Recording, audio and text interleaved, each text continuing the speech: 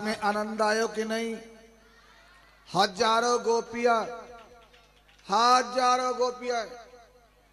कन्हैया ने बंसी बजाई और एक एक करके हजारों गोपियां एकत्रित हो गई और भगवान ने गोपियों का स्वागत किया कि स्वागतम गो महाभागम प्रियम किम करवाणि वा ब्रजस्य नाम वयं काश्ये ब्रूतागमन कारणम।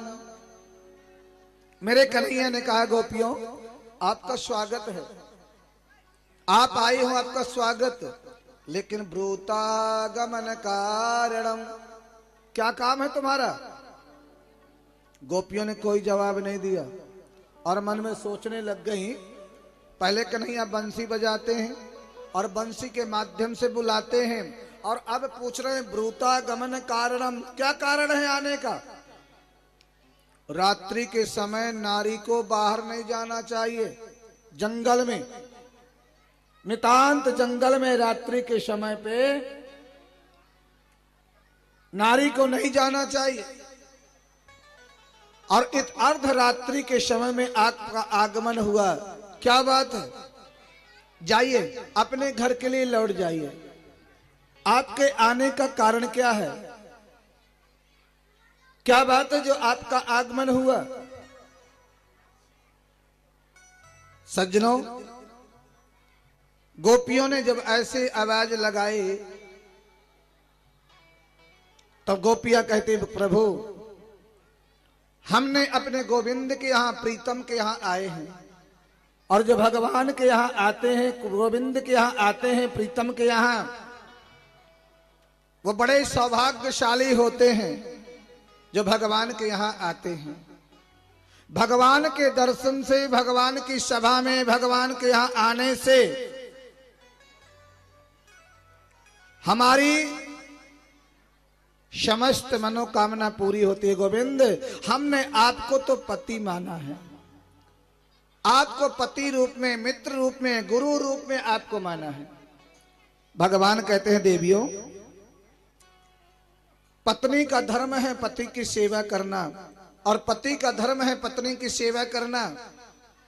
जाओ पति की सेवा करना है।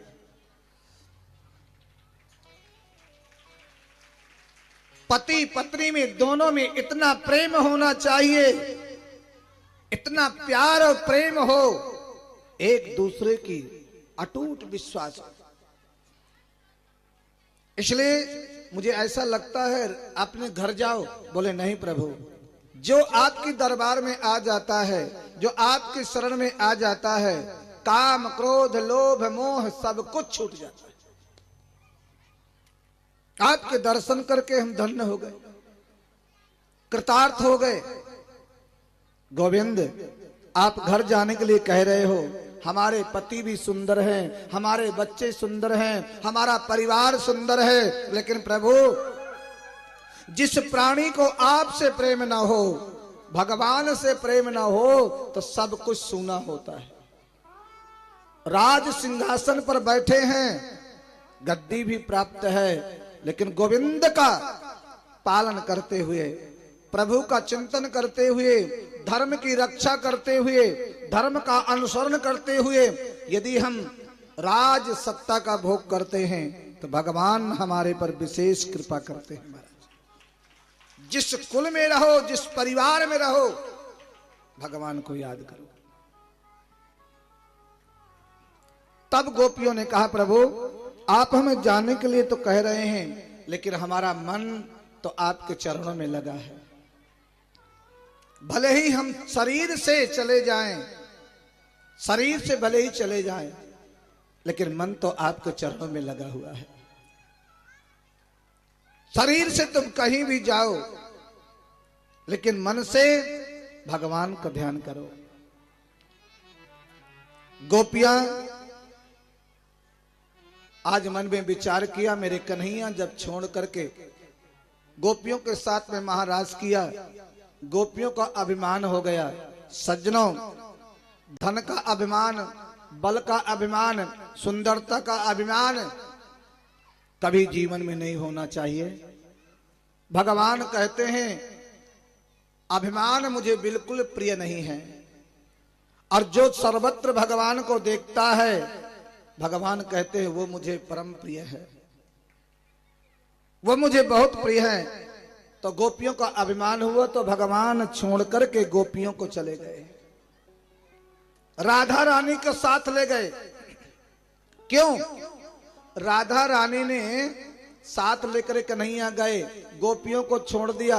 गोपियों को तो अभिमान हुआ, लेकिन राधा रानी को थोड़ा मान हो गया है। राधा रानी को मान हुआ, और उस मान के कारण, अभिमान के कारण राधा रानी ने रास्ते में थोड़ी दूर गई और थोड़ी दूर जाकर के एक भाव दर्शाया, कन्हैया हम ते चला ना जाए, यदि आप चलना चाहते हो कुछ कृपा कीजिए। भगवान समझ गए कि गोपियों को तो अभिमान हुआ है, लेकिन राधा रानी को मान हो गया है। तो मेरे को भगवान ने राधा रानी से निवेदन किया कि तुम तो मेरी कंधे पे बैठ जाओ। और जैसे भगवान झुके, राधा रानी बैठना चाहा, मेरे कन्हैया अंतर ध्यान हो गए।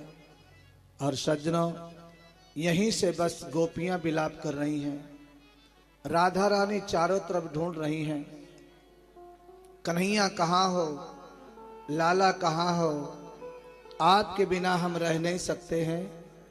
और सज्जनों, जिसके जीवन से भगवान चले जाएं, याद रखना हम जीते मृतक के समान हैं। आज गोपियों के मध्य में जब भगवान चले गए, मध्य से गोपियां ढूंढ रही हैं, तुलसी से पूछ रही हैं, पीपल से पूछ रही हैं, जमुना से पूछ रही हैं, वनस्पतियों से पूछ रही हैं, सबसे। आपने हमारे गोविंद को देखा है, आपने हमारे गोपाल को देखा है। एक एक वृक्षों से, तुलसी से, एक सखी ने कहा, गोपी ने कहा, तुलसी तो क्यों कहेगी, तू थोड़ी बताएगी, तू तो हमारी सवत है। एक गोपी ने कहा, देखो बहन, जिस गोपी को लेकर के गोविंद गए हैं, कन्हैया जिसको लेकर के गए हैं, वो कितने सौभाग्यशाली होगी वो गोपी। जिसको भगवान लेकर के गए हैं, कितनी सौभाग्यशाली होगी वो। छोटे छोटे पैर देखा, एक गोपी का बड़ा सा बाल मिल गया, क्योंकि देवियों के बाल बड़े बड़े होते हैं ना। पहले देवियां बड़े बड़े बाल रखती थी और उनकी चोटी से शोभा होती थी देवियों की। अब शोभा कटाने से होती है। बोलो जय श्री राधे। हाँ, पहले देवियां बड़े बड़े खूब चूड़ियां पहना करती थी, पहनती थी ना बाएं भर भर कर चूड़ी, और चूड़ी बड़ी प्रिय होती थी। अब देवियां पता क्या पहनते, एक हाथ में कड़ा और एक हाथ में घड़ी। चूड़ियों को तो नामो निशान नहीं। बोलो जय श्री राधे। सही कह रहे हैं क्या? हाँ, तो ताली सेवा क्यों नहीं करते? कंजूसी तारा भला है जाए। एक बारी जोर से बोलिए जय श्री राधे। ऐसे बोला करो, आलसी कतों के आलस में नहीं करना चाहिए, सीधे होकर बैठिए। हाँ बिल्कुल। इसलिए भगवान की जो है सब ढूंढ रही हैं। आज वो गोपी बड़ी भाग्यशाली है जो कन्हैया के साथ गई है। उधर राधा रानी बिलक रही हैं, इधर गोपियां विलाप कर रही हैं। ढूंढते ढूंढते ढूंढते ढूंढते सब कह रही हैं, हा नाथ रमणा पृष्ठ क्वासी क्वासी महाभुजा दास्यास्ते कृपणाया में सखे दर्शय सन्निधि। हे गोविंद, कहाँ हो? हमें छोड़ करके कहाँ चले गए हो? आपके बिना नहीं रहेंगे। सज्जनों, ये लक्ष्मी नारायण महायज्ञ है। इस यज्ञ में एक आहुति जरूर डालना, तुम धन्य हो जाओगे। ऐसा यज्ञ अभी तक क्षेत्र में हुआ नहीं। बहुत से भक्तों से मैंने पूछा, एक आहुति डालने का प्रयास कीजिएगा जितनी समर्थ है। और गोपियों ने रोते रोते रोते रोते जमुना के तट पर गई हैं। जमुना भक्ति का स्वरूप है। जो भक्ति का आश्रय लेता है उसे भगवान की कृपा जरूर होती है, बनावटी नहीं, श्रद्धा से। कि पुनः पुलिनमागत्य कालिंद्या कृष्ण भावना समवेता जगुः कृष्णम तदा गमन कांक्षिता। आज गोपियों ने संकल्प किया, यदि गोविंद हमें दर्शन नहीं दिया तो कूद करके प्राणों को त्याग देंगे, लेकिन बिना ठाकुर के नहीं रहेंगे। आज जमुना में प्राण अंत कर देंगे, लेकिन भगवान के दर्शन किए बिना नहीं जाएंगे। जमुना के तट पर खड़ी हैं और गोपियों ने गीत गाया है। भागवत में एक गीत है जिसका नाम है गोपी गीत। और इस गीत को पाठ करने से, गोपी गीत का पाठ करने से एक दिन ऐसा आता है जो राधा कृष्ण दर्शन देने जरूर आते हैं। जो गोपी गीत गाते हैं, उसका नित्य जो पाठ करते हैं। आइए एक दो श्लोक हम पाठ करते हैं और फिर कुछ हमारे मध्य में अतिथि लोग उपस्थित हुए हैं, उनकी भी अरदास भगवान के चरणों में लगाएंगे। तो आइए दो चार श्लोक जो है गोपी गीत के पाठ करेंगे। जयति तेधिकम जन्मना ब्रजा प्रयति इंदिरा शाश्वत दयित दृश्यता दीक्षुता विकार त्वयि धृता सवा त्वां विचिन्वते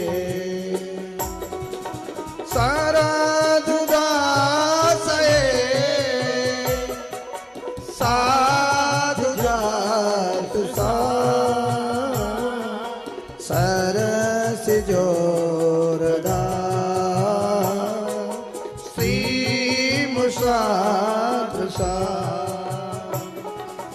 सूरत नाथ ते अशुल्क दास का वरद विघ्न दो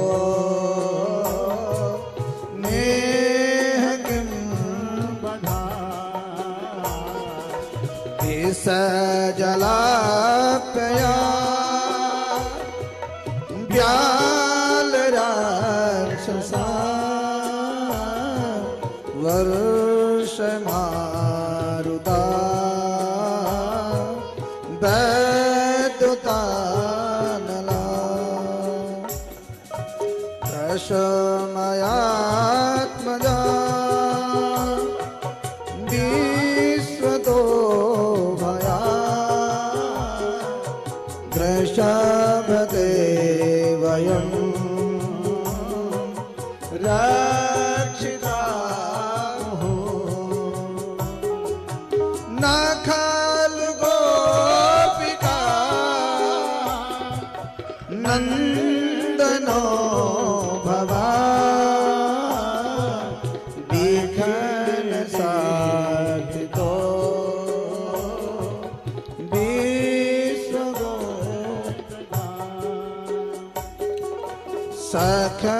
सखवुदेवा शाश्वता कुले तव कथामृतं तप्त जीवनं कविविलीलितं कल्मषापहं श्रमण श्रीमदाततं भूमि गृहते भूरिदा जना भूरिदा जना भूरिदा जना।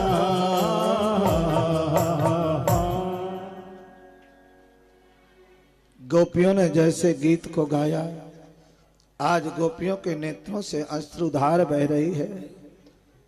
और गोपियों ने कहा, गोविंद आपके बिना जीना नहीं है, आप नहीं आओगे जीवन का परित्याग कर देंगे, लेकिन आपके बिना नहीं रहेंगे। सज्जनों, और जैसे तब कथामृतम, गोविंद अभी तक तो निकल जाना चाहिए था, लेकिन ये प्राण कैसे रुके हुए हैं, आपके बिना जीना व्यर्थ है। लेकिन क्या करें, आपकी कथा ने रोक रखा है। और गोविंद जब से आप ब्रज में आए, वृंदावन में आए, आप सबके प्राण रक्षक हैं, आप सबके हितैषी हैं, आप धन्य प्रभु। हमारे ही नहीं, तब कथामृतम तप्त जीवनम, वास्तव में आपकी कथा ने ही हमको रोक रखा है,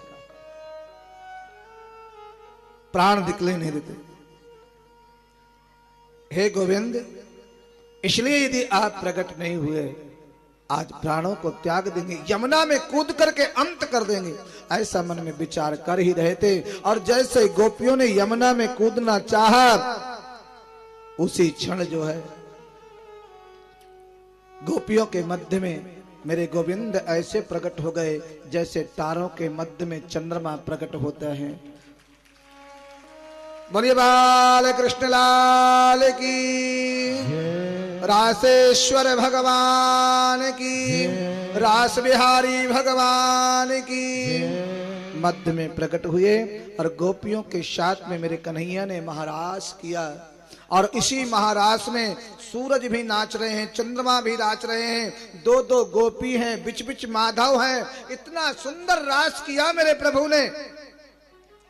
संतों की समाधि टूट गई, मंदिर में घंटा बज रहे हैं और भगवान शिव की भी समाधि टूट गई।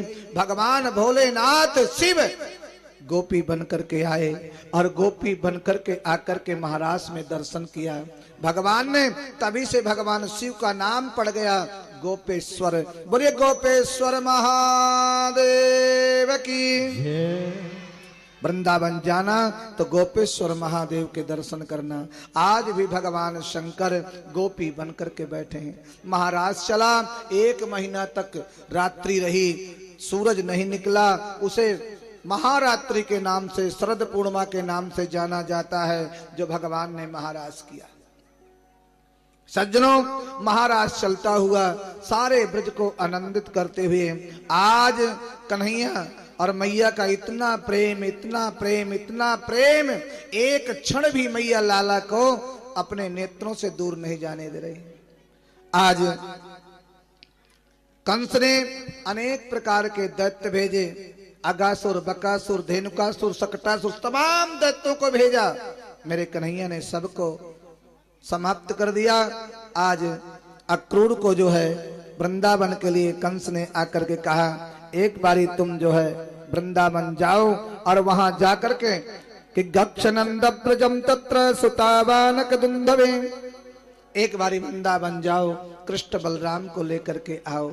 और उन्हीं, वही मेरे शत्रु हैं अक्रूर जी महाराज, वृंदावन के लिए आ रहे हैं। और जैसे अक्रूर जी वहीं से चले तो ध्यान आया और इतना वेग रथ चला कि रथ दिल्ली पहुंच गया। जाना था वृंदावन, क्योंकि रथ हवा के समान चला। लेकिन जब याद आया, गोविंद का कीर्तन करते करते चल रहे थे और याद आया तो तुरंत वो रथ को वापस किया और वृंदावन के लिए प्रस्थान। संध्या के समय अक्रूर जी महाराज वृंदावन में पहुंच रहे हैं। आइए, जो भक्त लोग भागवत के अरदास लगाने के लिए आए हैं आपके समक्ष में, उनको जो है भागवत जी के सानिध्य बुला रहे हैं, ताकि वो भी भगवान के बड़े सुंदर भक्त हैं। अभी